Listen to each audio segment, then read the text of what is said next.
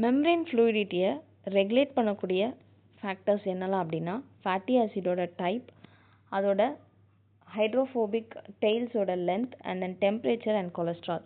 Fatty acids types அப்படின்னு பார்த்தோன்னா saturated and unsaturated fatty acids அப்படின்னு ரெண்டு இருக்குது. இப்போ சேச்சுரேட்டட் ஃபேட்டி ஆசிட்ஸ் பார்த்தீங்க அப்படின்னா அதில் சிஸ் டபுள் பாண்ட்ஸ் இருக்காது. ஸோ அதோட ஸ்ட்ரக்சர் அரேஞ்ச்மெண்ட் இப்படி தான் இருக்கும். சிஸ் டபுள் பாண்ட்ஸ் இல்லாததுனால அதோட டெய்ல்ஸ் வந்து இப்படி ஸ்ட்ரைட்டாகவே அரேஞ்ச் ஆகிருக்கும். இந்த மாதிரி இருக்கிறதுனால அது வந்து நல்லா டைட்டாக பேக் ஆகிருக்கும், ரிஜிட்லி பேக்டாக இருக்கும். ஸோ அதோட ஃப்ளூயிடிட்டி அப்படிங்கிறது வந்து என்ன நமக்கு கம்மி. So saturated fatty acids are rigid. இதே அன்சேச்சுரேட்டட் ஃபேட்டி ஆசிட்ஸ் இருக்கிற மாதிரியான டெய்ல் பார்த்தோம் அப்படின்னா அன்சேச்சுரேட்டட் ஃபேட்டி ஆசிட்ஸில் சிஸ் டபுள் பாண்ட்ஸ் இருக்கும். சிஸ் டபுள் பாண்ட்ஸ் இருக்கிறதுனால அதோட டெய்ல்ஸில் வந்து இந்த மாதிரி ஒரு கிக் ஃபார்மேஷன் இருக்கும். ஸோ இந்த கிக் இருக்கிறதுனால என்ன ஆகும், இந்த இதுக்கும் நடுவில் சில கேப் வந்து இன்க்ரீஸ் ஆகுது. ஸோ இந்த கேப்னால வந்து என்ன பெர்மியபிலிட்டியும் அதிகமாக இருக்கும். அட் த சேம் டைம் இதோட ஃப்ளூயிடிட்டியும் வந்து என்னென்னா அதிகமாக இருக்குது. ரைட்டா?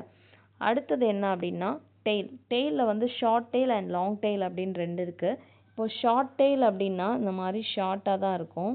ஸோ இது மாதிரி இருக்கிறது என்ன மோர் ஃப்ளூயிடாக இருக்கும். இதே லாங் டெய்ல்ஸ் அப்படின்னு பார்த்தோன்னா நல்லா நீளமாக இருக்கும். இதில் வந்து டெய்ல்ஸ் வந்து ஒன்றோட ஒன்று இன்ட்ராக்ட் ஆகும். இன்ட்ராக்ட் ஆகுறதுனால என்ன ஆகுது அப்படின்னா இது ரொம்ப ரிஜிடாக இருக்கும். இதே இது ஷார்ட் டெய்ல்ஸில் வந்து இன்ட்ராக்ஷன் வந்து கம்மி. ஸோ இது வந்து மோர் ஃப்ளூயிடாக இருக்கும்.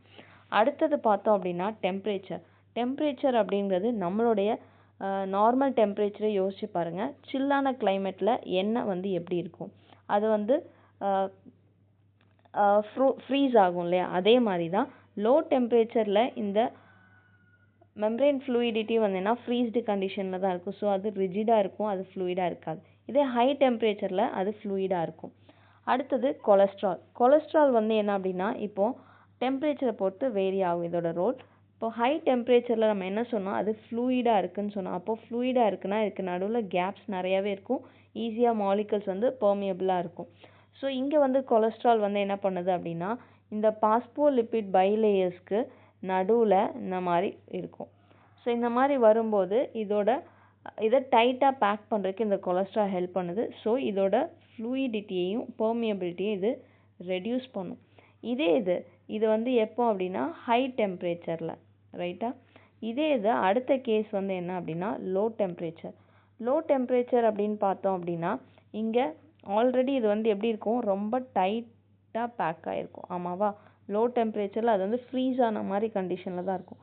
இந்த கண்டிஷனில் இந்த கொலஸ்ட்ரால் என்ன பண்ணும் அப்படின்னா இந்த பாஸ்போலிபிட்ஸ்க்கான டெய்ல்ஸ்க்கு நடுவில் போய் இந்த கொலஸ்ட்ரால் இது பண்ணும்போது இதுக்கு நடுவில் அந்த கேப்பை இது இன்க்ரீஸ் பண்ணிவிடும். ஸோ அதனால் இதோட ஃப்ளூயிடிட்டி இன்க்ரீஸ் ஆகும். எப்போ லோ டெம்பரேச்சரில் இன்க்ரீஸ் பண்ணும், அதோட பெர்மியபிலிட்டியை இன்க்ரீஸ் பண்ணுது. இதே இது ஹை டெம்பரேச்சரில் பார்த்தோம் அப்படின்னா கொலஸ்ட்ரால் அதை டிக்ரீஸ் பண்ணும். அதான் ஹை டெம்பரேச்சரில் ரெடியூஸ் பண்ணும், லோ டெம்பரேச்சரில் இன்க்ரீஸ் பண்ணும். இந்த கொலஸ்ட்ரால் அப்படின்னு பார்த்தோன்னா பிளான்ட் அண்ட் அனிமல் செல்ஸில் இது கிடையாது, அதில் இது ஆப்சென்ட். ஸோ பிளான்ட்டில் வந்து என்ன இருக்கும் அப்படின்னா இதுக்கு ஆல்டர்னேட்டிவாக அந்த கொலஸ்ட்ரால் பண்ணக்கூடிய ரோலை ஸ்டீராய்ட்ஸ் பண்ணுது.